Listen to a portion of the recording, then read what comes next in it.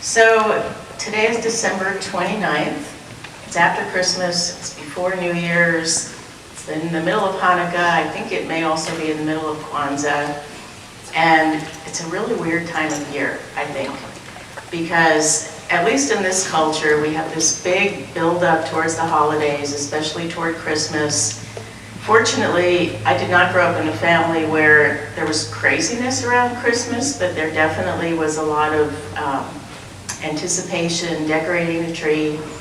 And my family had a rule that the Christmas carols, which is actually my favorite part of Christmas, not Grandma got run over by a reindeer, but the hymns like Joy to the World and Oh Holy Night and Oh Come All Ye Faithful. I just love those Christmas hymns. So we had a rule that we could not play those until after we finished Thanksgiving dinner, and then we could play them through Christmas, and then we had to stop playing them on New Year's Day. So I loved listening to those hymns, but after opening the Christmas presents was over, and especially after Christmas Day was over, somehow there was a kind of melancholy about listening to those Christmas carols. Like Christmas was over, and even though I was still allowed to listen to them, they just didn't have the same sacred feeling. And I think that a lot of people experience that kind of melancholy after the holiday because there's this great buildup, and then it's kind of like a roller coaster, then there's a crash. And I don't know about you, but I hear a lot of people this time of year who are really self-critical and feeling guilty about overindulging in food, maybe overindulging in drink. They say, okay, in the new year, I'm going to get back with my exercise routine. I'm going to crush my sales goals. Like, they're really hard on themselves and hard driving. And if you're at all familiar with astrology, this is the season of Capricorn, and that's kind of the energy of Capricorn. It's the mountain goat. It's like mountain goat. I'm going to climb up this hill, and I'm going to make it to the top, and I'm going to work hard. And to me, that feels very sad. That's how some people approach the new year, is I have to beat myself into submission because I had too much fun and I overindulged, so now I have to punish myself, which to me is not what a new beginning is all about. So, you know, we're nearing the end of a year, we're starting the beginning of a new year, and even that is kind of arbitrary. I mean, that's based on the Gregorian calendar, but there's a lot of calendars. Like the Chinese New Year is either at the end of January or beginning of February, depending on the year. The Jewish New Year is sometime in the fall, like usually September, sometimes beginning of October. The Maya New Year is in the middle of our summer. It's July 25th. So we have this date that's on a calendar that we say, okay, I'm going to turn over a new leaf. It's going to be a new year. I need to set these goals. Sometimes the goals mean I need to cut out all of these things. And to me, it seems much more helpful, instead of being hard driving, pushing, punishing, beating myself up and beating myself into submission, to be nurturing. I mean, think about what causes anything to grow. A child, a plant, an artistic creation, it comes out of love. Love is nurturing. And so I think that it's important during this time that we are gentle with ourselves and loving with ourselves, and that we think about what's really going to promote and produce growth. And there are a few things that I would like to offer to you. I don't know when I started doing this, but some years ago, I decided that on New Year's Eve, or somewhere thereabouts, if I didn't do it on exactly New Year's Eve, I would do it sometime between the end of one year and the beginning of the next, to do a kind of reflection ritual. And what I like to reflect on is how I've changed and how I want to change. And people think change is hard, but really change is the most natural thing. Everything changes.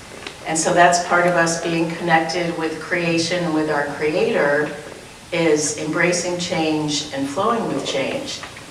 And I think the internal change is really what people are striving for.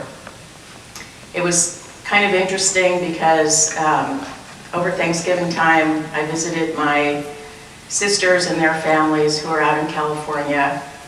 And my brother-in-law recently retired, sort of. He still kind of works, but he's retired. And I asked him what it was like being retired. And he said, well, it's not really all that different because it's the same interior life. And it really struck me because for him, his outer life is pretty remarkable. He's very humble about it, but he is a world-renowned expert in research for infant autism. He's traveled all over the world speaking about his research. He's written, is or was the head of a think tank at UC Davis. He teaches and supervises graduate students. And so for him to be moving away from all of these activities that not only change lives, but will probably change lives in the future, and for him to say, well, things aren't really that different. You know, even though I'm not traveling all over the world, I'm not teaching anymore, I'm not actively doing this research because I'm still the same person. I think there's a very good lesson in that. And I think that's the kind of reflection that can help us as we move from one year to the next, from one stage of change to the next, is not so much what do I want my outer life to be like. I mean, that's important. But more important is, I think, what do I want my inner life to be like? So I think one of the first important things to reflect on is who or what am I grateful for? And there's been a lot of research on gratitude, on how important it is and how health producing it is. So just a few things that gratitude does: it improves our mood, it lowers blood pressure, it boosts the immune system, it gives us more energy, it improves our relationships, it increases our resilience and mental strength. So why is that? I have thought about that. And I think the reason why gratitude is so health producing is that when we're grateful, it means that we are acknowledging and giving credit to the fact that we are not alone. So whether we're grateful for other people in our life who have done things for us, or we're grateful for a greater power who is looking out for us, the fact that we acknowledge that there are benevolent forces in the universe is very nourishing and health producing and growth promoting. So the second thing I think is important for us to reflect on, once we acknowledge what we're grateful for or who we're grateful for, is what did I learn and how did I grow?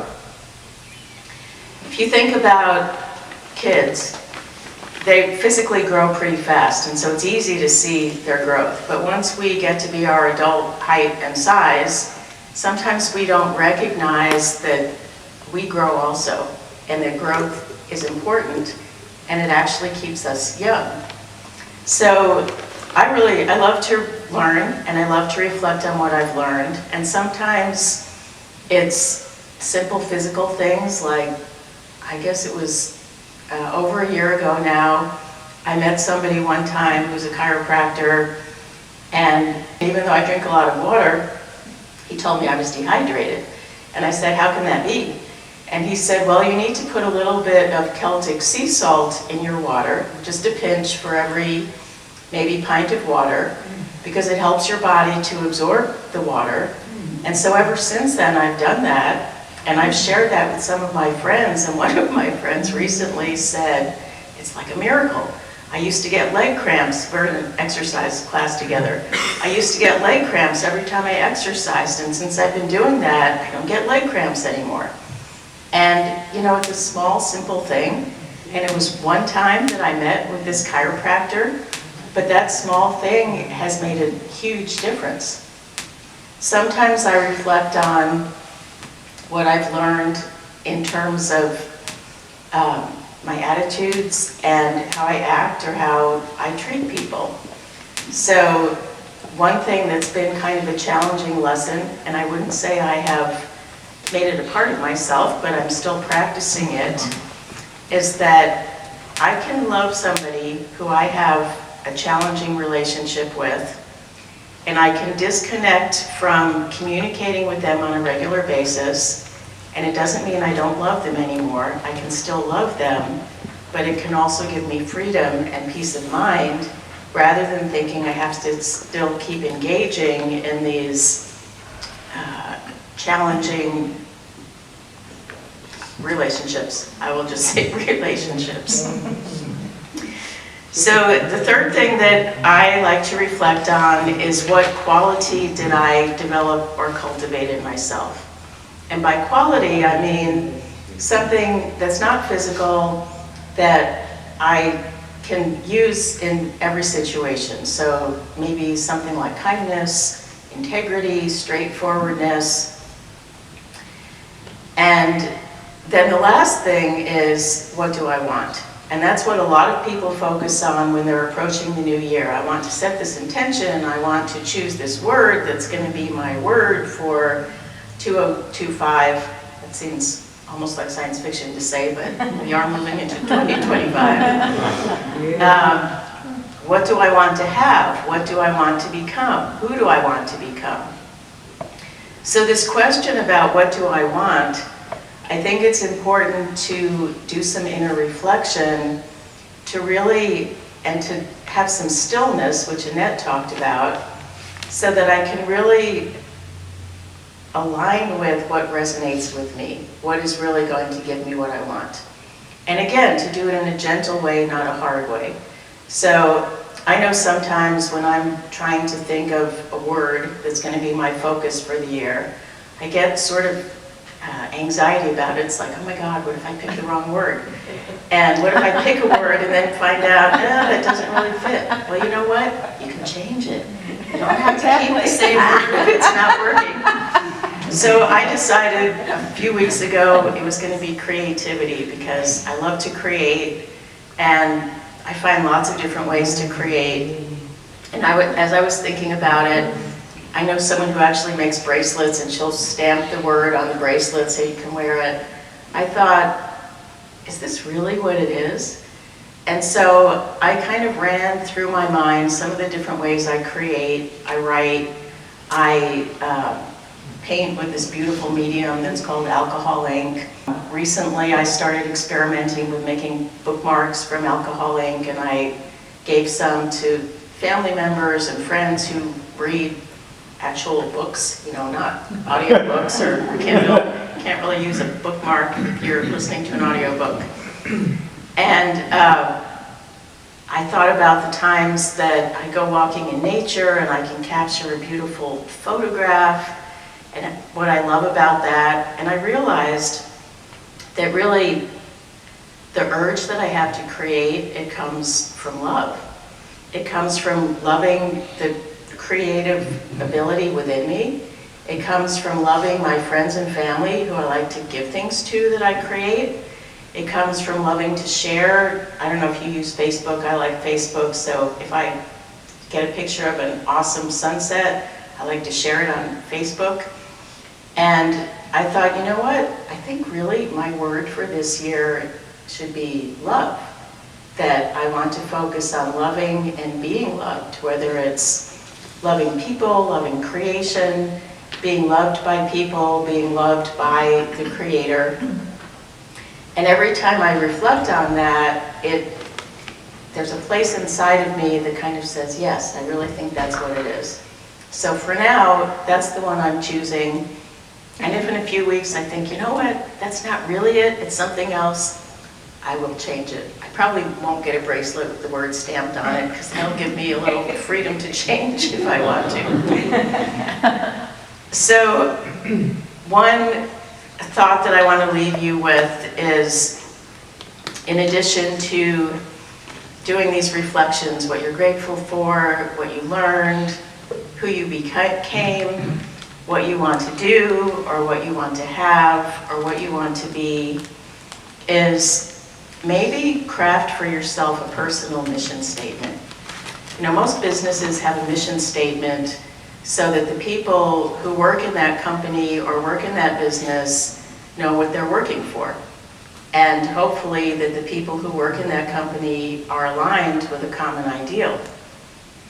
So I actually counsel people and have done workshops to teach people how to craft a personal mission statement, which is, this is what my life is all about. This is the kind of presence I want to have in the world.